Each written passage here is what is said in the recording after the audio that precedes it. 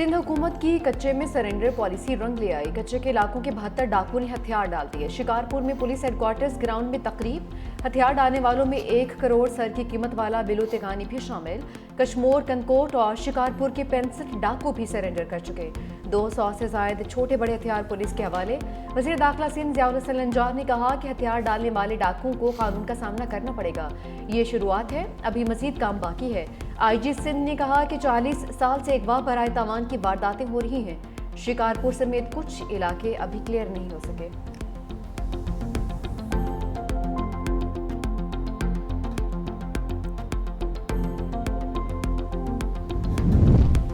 पंजाब में रियासत के खिलाफ बंदूक उठाने वालों के गिर्द घेरा तंग। वज़ीर आला पंजाब मरियम नवाज की ज़ेर सदारत इजलास में अमन व अमान पर अहम फैसले। लाउड स्पीकर एक्ट का नफाज लाजमी और मजीद सख्त करने का फैसला। हर जिला में विसल ब्लोअर सेल कायम किया जाएगा। डाला कल्चर, बदमाशी और माफिया कल्चर को किसी सूरत बर्दाश्त नहीं किया जाएगा। पंजाब हुकूमत का अमन कमेटियों को फौरी तौर पर मौसर और मजीद फाल बनाने का फैसला। इंतहा पसंद जमात और गैर कानूनी मुकीम गैर मुल्कियों के खिलाफ खसूसी सेल कायम। सूबे को गैर कानूनी इस्तेहा से पाक करने के लिए इक़दाम तेज करने का फैसला। गैर कानूनी इज्तिमात या बाजार बंद कराने वालों पर दहशतगर्दी कवानीन लागू होंगे। सोशल मीडिया पर शरअंगेज और नफरती फैलाने वालों के खिलाफ जीरो टॉलरेंस पॉलिसी का नफाज होगा।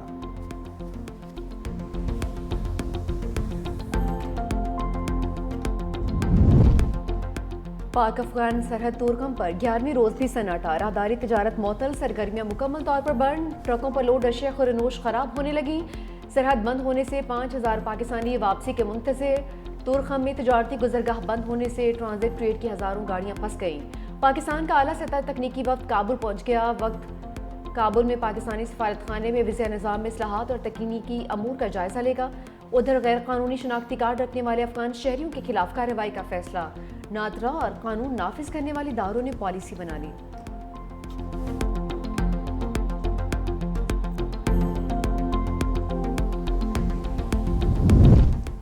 अफगानिस्तान से जंग बंदी का दारोमदार सरहद पार दहशतगर्दी रोकने पर है।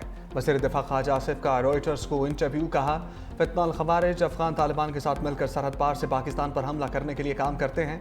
हमारे पास उस वक्त तक जंग बंदी मुआहदा है जब तक कोई खिलाफ वर्जी ना हो। मुआहदे में वाज़ेह है कि कोई दरअंदाजी नहीं होगी।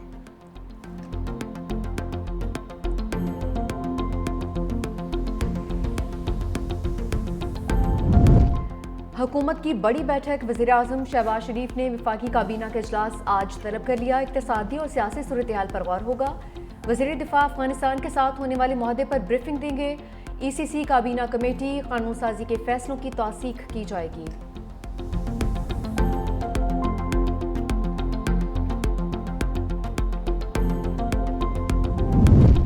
पाकिस्तान की इसराइल की जानिब से मुआहदे की खिलाफ वर्जियों की शदीद मज़म्मत। गज़ा अमन मुआहदे पर अमल दरामद का मुतालबा। कहा, हमलों के नतीजे में कई बेगुनाह शहरियों की जान गई।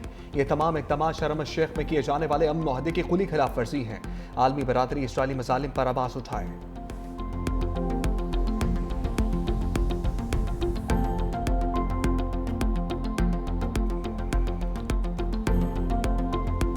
मोदी से कह दिया, पाकिस्तान से जंग ना करे। जंग खत्म करवाने के माहिर। ट्रंप की जंगी जुनूनी भारतीय वज़ीर आज़म को वार्निंग। अमरीकी सदर का ओवल ऑफिस में दिवाली तकरीब में इंकशाफ। कहा, भारतीय वज़ीर आज़म से टेलीफोन पर बातचीत हुई है। तिजारत समेत मुख्तलिफ अमूर पर तबादला ख्याल हुआ। मैं तिजारत के जरिए तनाज़ात हल करने पर यकीन रखता हूँ। इसी पॉलिसी के तहत मोदी को कहा, पाकिस्तान से जंग नहीं होनी चाहिए।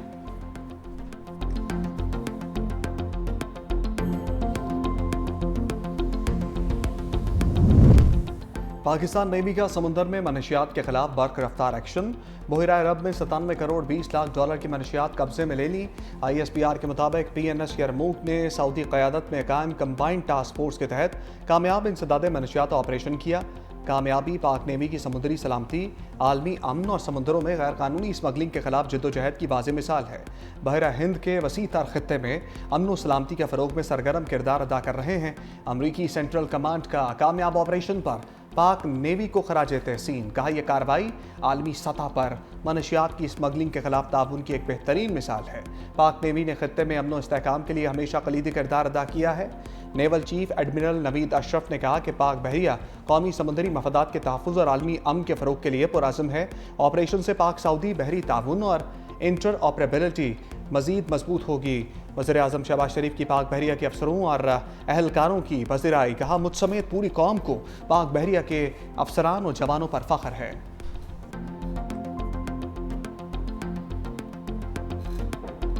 अमन दुश्मनों के लिए जमीन तंग, सिक्योरिटी फोर्सेस की दलबदीन और बाजोड़ में फितनाल हिंदुस्तान के खिलाफ कार्रवाइयां, 7 ख्वारजी हालात, कई जख्मी। सिक्योरिटी जराये के मुताबिक दालबदीन में ऑपरेशन के दौरान 6 ख्वारिश मारे गए। दहशतगर्द गार में पनाह लिए हुए थे। फ़ज़ाई निगरानी के जरिए मुसलसल नजर रखी गई। मौसम वक्त मिलते ही ठिकानों की इंतहाई दुरुस्ती से निशाना बनाया गया। बाजोड़ में शाही तंगी जंगल में खारजियों के ठिकानों और सुरंगों का खात्मा।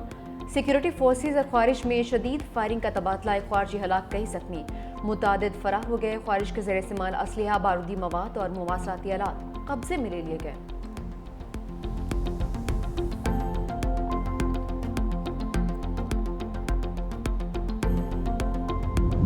खैबर पख्तूनख्वा की बुलेट प्रूफ गाड़ियों पर नाम, बलूचिस्तान की हाँ। वज़ीर आला सरफराज भुगटी ने खैबर पख्तूनख्वा की वापस की गई गाड़ियाँ मांग ली।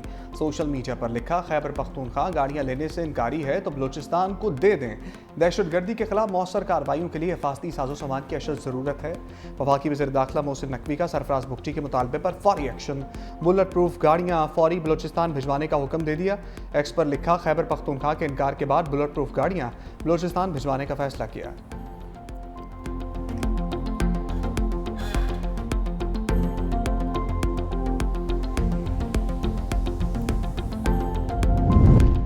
हम केस नहीं सुन सकते तो फुल कोर्ट में मुकर्रर करने का हुक्म कैसे दे सकते हैं? जस्टिस जमाल खान मंदोखेल के रिमार्क्स। सुप्रीम कोर्ट के आईनी बेंच में 26वीं तरमीम के खिलाफ दरख्वास्तों की समाअत। जस्टिस मोहम्मद अली मसन ने कहा, सब वकला फुल कोर्ट मांग रहे हैं मगर तरीक़ाकार कोई नहीं बता रहा। अफरासियाब खटक की वकील ख्वाजा अहमद हुसैन ने मौक़िफ़ अपनाया, अभी तक तो वफाक ने फुल कोर्ट का हुक्म देने पर एतराज़ नहीं उठाया। अदालत हुक्म के लिए रास्ता क्यों मांग रही है? जस्टिस मोहम्मद अली मसन ने इस्तफसार किया कि अगर 16 जजेस आते हैं तो क्या वो रेगुलर बेंच बन जाएगा? वकील अहमद हुसैन ने कहा कि कल अगर किसी और तरमीम से आपके इख्तियारात छीन लिए गए तो क्या आप ये मामला नहीं देखेंगे? जस्टिस शाहिद बिलाल हसन ने रिमार्क्स किए, हम कान और आंखें बंद करके किसी को रिलीफ नहीं दे सकते। मजीद समाअत आज होगी।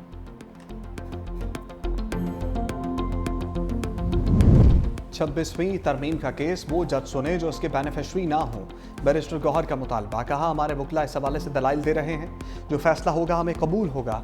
वज़ीर आला ने एक्सपायर गाड़ियों का नहीं बोला, कहा कि मयारी नहीं है। जहां बुलेट प्रूफ गाड़ियां इस्तेमाल होनी हैं इसके लिए मौजू नहीं, पहली तरजीह है। सोहेल अफरीदी की बानी PTI से मुलाकात हो जाए। अगर मुलाकात नहीं करने देते तो मुख्तसर काबीना तश्कील दे दें। मुलाकात नहीं कराते तो इससे तलखियाँ बढ़ती हैं।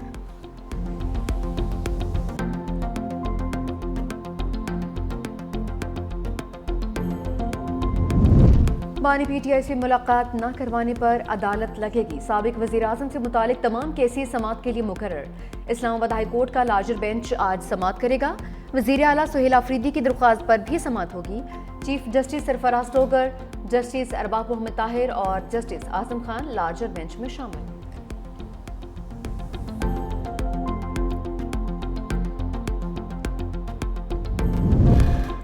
बिलावल भुट्टो जरदारी से मुख्तलिफ सियासी रहनुमाओं की मुलाकात। साबिक वज़ीर आला सिंध कायम अली शाह रुकन कौमी असम्बली नफीसा शाह ने बिलावल हाउस में मुलाकात की।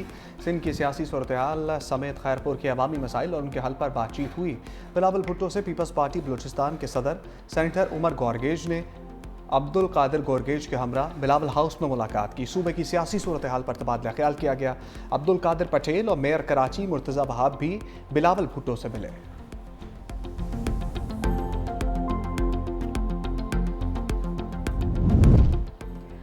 वज़ीर आला सिंध सैयद मुराद अली शाह का वफाकी हुकूमत से शिकवा। मीडिया से गुफ्तगू में कहा कि वफाक ने एतमाद में लिए बगैर गंदम की कीमत 3500 रुपये तय की। इमदादी कीमत 4000 रुपये फी मन से कम नहीं होनी चाहिए थी। वफाक से सूबाई हुकूमतों को गंदम की खरीदारी की इजाज़त बड़ी कामयाबी है। गंदम की नकलो हरकत पर पाबंदी नहीं लगाई जा सकती। खैबर पख्तूनख्वा में गंदम की पैदावार का मसला है। 25 एकड़ से कम जमीन वाले काश्तकार को 1 बोरी DAP मुफ्त देने का ऐलान। कहा, सिंध में किसानों को 55 अरब रुपए का इजाफी सब्सिडी पैकेज देंगे।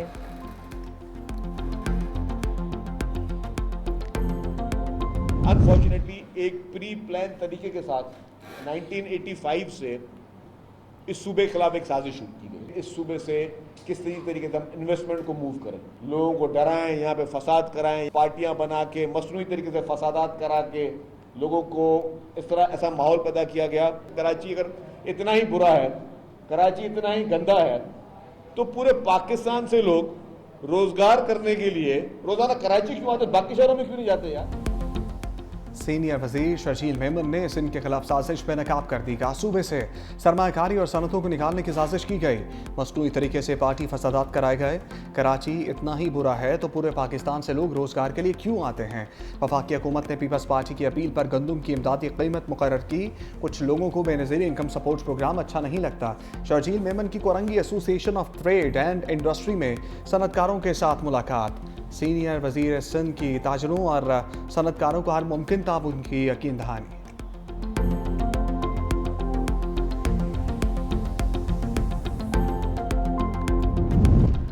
हुकूमत ने शुगर माफिया के आगे फिर घुटने टेक दिए। शुगर मिल्स को जल्द क्रशिंग पर पाबंद करने के फैसले पर यू टर्न। विफाकी वजीर राना तनवीर हुसैन की कायमा कमेटी ग़िज़ाई तहफ़्फ़ुज़ को ब्रीफिंग। कहा कि शुगर मिल्स पर क्रशिंग शुरू करने पर दबाव नहीं डालेंगे, जिस मिल को जब मुनासिब लगेगा वो क्रशिंग शुरू कर सकती है। IMF मुआहदे के तहत हम गन्ने की कीमत फिक्स नहीं कर सकते। विफाकी हुकूमत और शुगर मिल्स में नवंबर के पहले हफ्ते क्रशिंग का मुआहदा हुआ था। राना तनवीर हुसैन ने दस्तखत किए थे। क्रशिंग बर वक्त शुरू न होने से काश्तकारों को नुकसान का अंदेशा।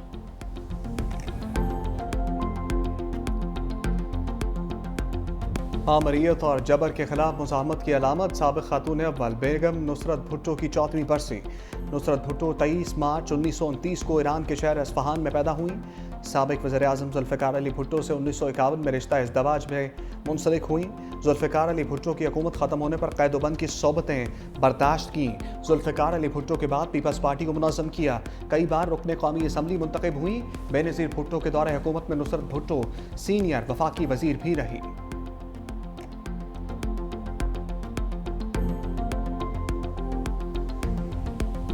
इसराइल को गजा के लोगों की बुनियादी ज़रूरियात पूरा करने की जिम्मेदारी अदा करना होगी। आलमी अदालत इंसाफ ने इसराइल के लिए एडवाइजरी रिमार्क्स जारी कर दिए। कहा इसराइल अक़वाम मुत्तहिदा की इमदादी सरगर्मियों ख़ुसूसन उनवरा की कार्रवाइयों में सहूलत फराहम करे। बतौर काबिज़ ताकत इसराइल पर लाजिम है कि वह मकामी आबादी के लिए बका के लिए ज़रूरी वसाइल की फराहमी यकीनी बनाए।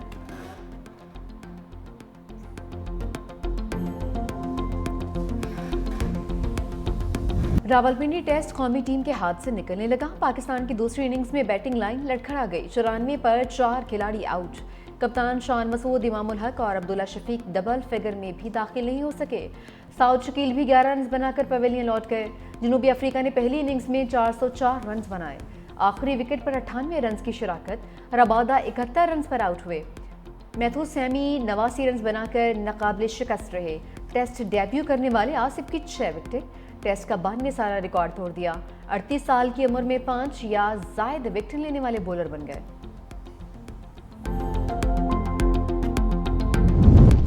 मोहसिन नकवी से ट्रॉफी नहीं लेंगे, भारत की हथचर्मी बरकरार। BCCI के सेक्रेटरी का एशिया कप की ट्रॉफी के लिए एक और खत। ACC के सदर मोहसिन नकवी से ट्रॉफी लेने से इनकार। कहा अगर ट्रॉफी ना मिली तो मामला ICC में उठाएंगे।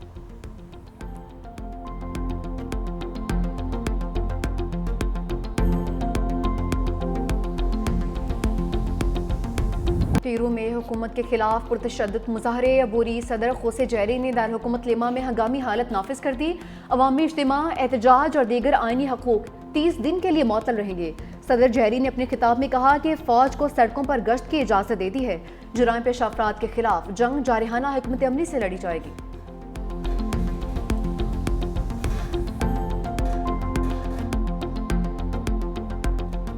पाक भारत टाकरा कब होगा? तारीख सामने आ गई। जरा के मुताबिक पाक भारत मैच 8 फरवरी को कोलंबो में होने का इम्कान है। वर्ल्ड कप के मैचेस श्रीलंका और भारत में खेले जाएंगे। मेगा इवेंट पर 20 टीमें हिस्सा लेंगी। T20 वर्ल्ड कप फरवरी 2026 को शेड्यूल है।